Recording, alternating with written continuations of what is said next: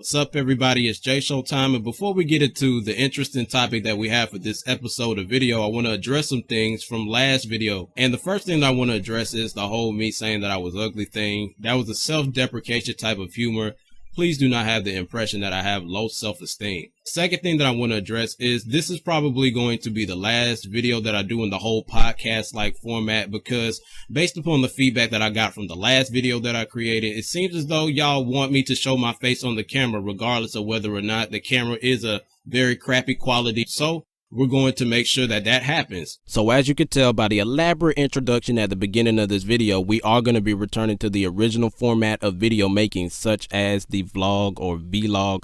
Depending upon which part of the country you're from, you may pronounce it a little differently, but we are returning to that original format of video making. And the reason as to why we are is because in the comment section on my previous video, the April Fool's video, I asked which type of format of video would you want me to continue for my path on YouTube that I've chosen, and the majority said that they wanted me to show my face on the camera, so we are going to make that happen. I apologize to the minority who put in their worth of an idea into what I should do, and I really value and appreciate your response a whole lot, because some people didn't even leave a response, period. So I really do appreciate that. I want to say that first and foremost. And to all of the supporters and to all of the people who watch the videos that I make and like the videos and share the videos, I really appreciate y'all, because without y'all there would be no such thing as a SHOWTIME. SHOWTIME would be some type of a myth or urban legend. So I want to thank y'all first and foremost for the continued support. Now, to get into the topic for today's episode, or to discuss the title of today's episode, we're going to be talking about the ugly truth about beauty standards. Before we break down what this title means in totality, I feel as though it's appropriate for me to give you a formal definition of the word beauty. The definition reads as follows: the quality or combination of qualities in a person or thing that gives pleasure to the senses or pleasurably exalts the mind or spirit. I want you to keep that at the forefront of your mind throughout the whole entire video, because I'm going to be constantly referencing this definition. If you need to write it down on a piece of paper, please do so. Pause the video, but we're about to keep on moving on. So the first thing that I'm gonna do is I'm going to break down keywords and key attributes of the definition so that we can get a very clear and definite understanding of this word beauty.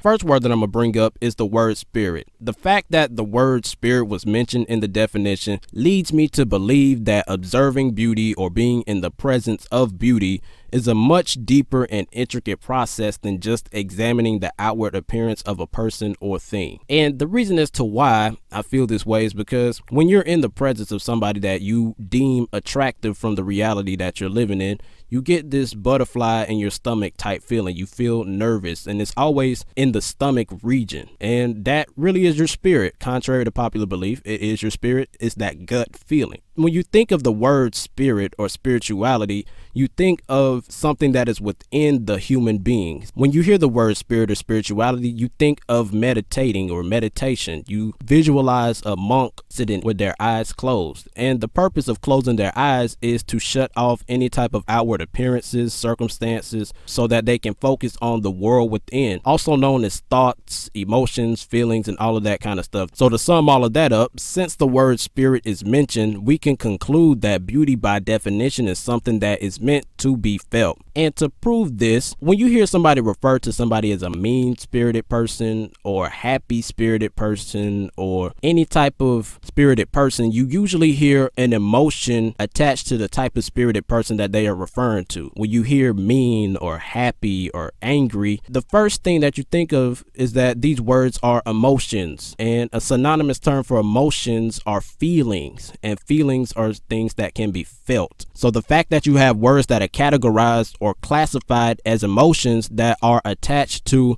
the type of spirited person that one proceeds to call somebody, we can conclude that emotions and spirit are related. Now, the next word that I'm going to break down that was mentioned in the definition of the word beauty is the mind. And now it's time to tie mind, spirit, and emotion all together by the hand, knees, and feet and hold them in the basement for ransom. But in order to tie all of these elements together, we have to discuss how feelings are created, and that is where mind comes in. When somebody asks you how you feel about a certain individual or how you feel about yourself, something to that effect, If somebody were to ask you, how do you feel about cannibalism? How do you feel about all of these things? You'll notice two things. Number one, that they use the word feel. And number two, that they're asking for your perspective or perception of whatever they're asking you about, whether it be yourself, person, place, or thing, or an activity or event. They're asking you for your perception, your perspective, your point of view on these type of things when they ask for your feelings or how you feel about a subject. So now it's time to discuss how perceptions or perspectives or point of views or opinions are formed.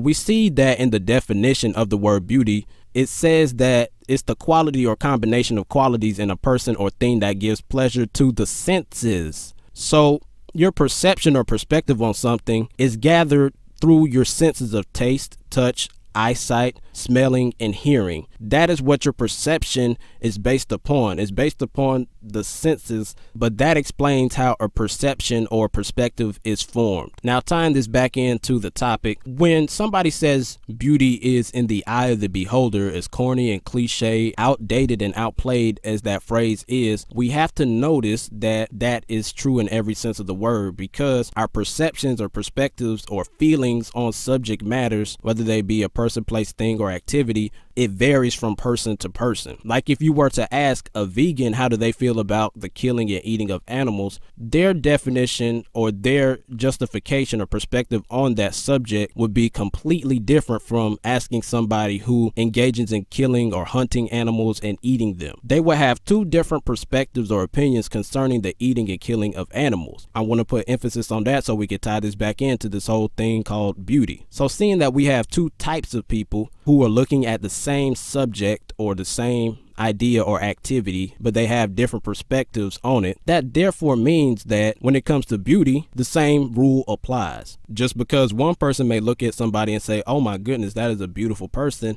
does not necessarily mean that somebody else will feel the exact same way when they look upon that person. But by the standard definition of beauty, we can conclude that food can be beautiful. We can conclude in some type of twisted and demented world that poop can be beautiful depending upon the person's perspective. Masturbation can be beautiful. It varies from person to person because this is all a perspective or feeling based thing. Now that we broke it down in totality what beauty is or what beauty means, it's now time to pick at or bully society as far as its definition of beauty, right? Because society looks at beauty more from a physical standpoint than that mental, emotional, and spiritual internal type of standpoint. Because we see the women constantly, don't worry, I'm gonna get to the men too, but we see the women of society injecting Lord knows what into their lips, into their butt, getting breast implants, waist trainers, which that cannot be good for your intestinal tract in any way, shape, or form, because you're literally crushing all of your organs together. That cannot be good. And when these women inject this very strange like material into their lips or into any part of their body and they have to get it amputated later on in life, they want people to feel sorry for them because they try to match the beauty standard that society has set, not realizing that scientifically not everybody is built the same. But not only from an anatomical structure do they try to keep up with beauty standards, but they invest their money into all of these makeup products or weaves or extensions. They invest their money into all of these products that aren't going to give them anything in return in the future. But this is what's referred to as beauty standards. And they do these type of things because they do not feel beautiful on the inside. Going back to that whole feeling, mind and spirit and how all of that is related,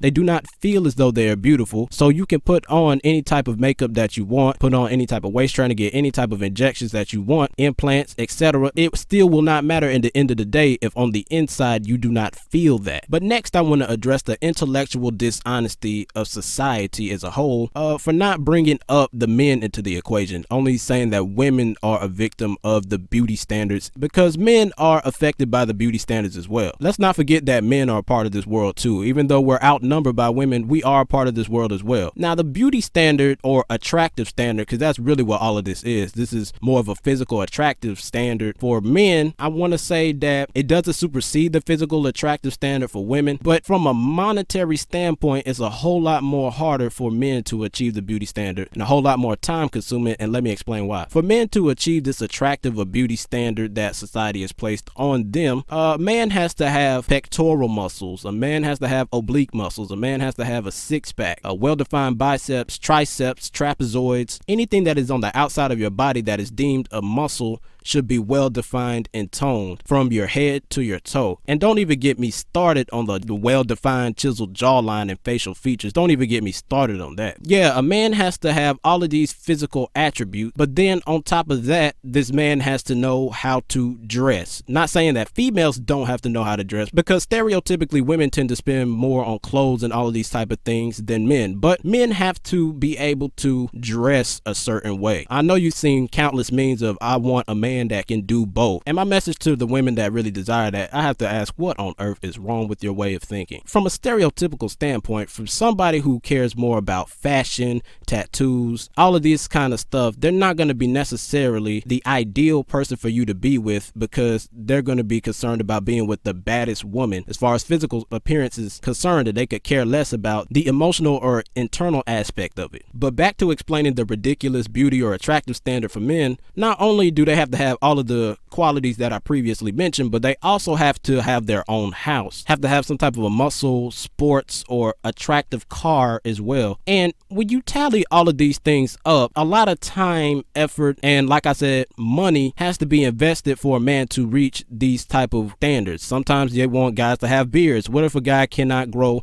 facial hair? Then I guess he just won't be attractive. When you total the amount of money in a very fancy muscle sports car and having a house that you own, as well as the land that it goes on as well, that type of money, I believe, supersedes any type of makeup product that you could possibly buy. A lot of the things that women purchase, excluding plastic surgery, in order to reach this beauty standard. I honestly feel as though it may actually be more harder for a man to achieve the beauty standard or attractiveness, physical attractiveness standard for him. But in conclusion, what we refer to as beauty is actually the physical attractiveness of a human individual. I want to put strong emphasis on that. And I know this video was kind of long. I didn't really intend for it to be this long, but I had to get out all of this information. The next video that I do will not even be half as long as this one, I promise y'all. But in the episode next week, we're going to be addressing the intellectual dishonesty of movie reviews or movie reviewers. We're going to be challenging the actions of a stereotypical YouTuber who does movie reviews. So if you like the content in the video, please like, share, and comment on it. Let me know your thoughts upon what was said today, and if you could bring up any intelligent and groundbreaking type of ways or thinkings or perspectives on this matter, please feel free to put it in the comment section below so that people can see multiple perspectives concerning this topic of the beauty standards or physical attractive standards. So like I said before, it's SHOWTIME, your favorite rapper and favorite person, and if you ain't authentic, we ain't conversing. Till next time. Rocking with them, bitch, I'm still here like I never left. Hella good and finna be the best. I come to a show, be the unknown, shut that shit down. They like, who is this? Cause I do this shit. Love this shit like I birth it. Love this shit like any nigga standing.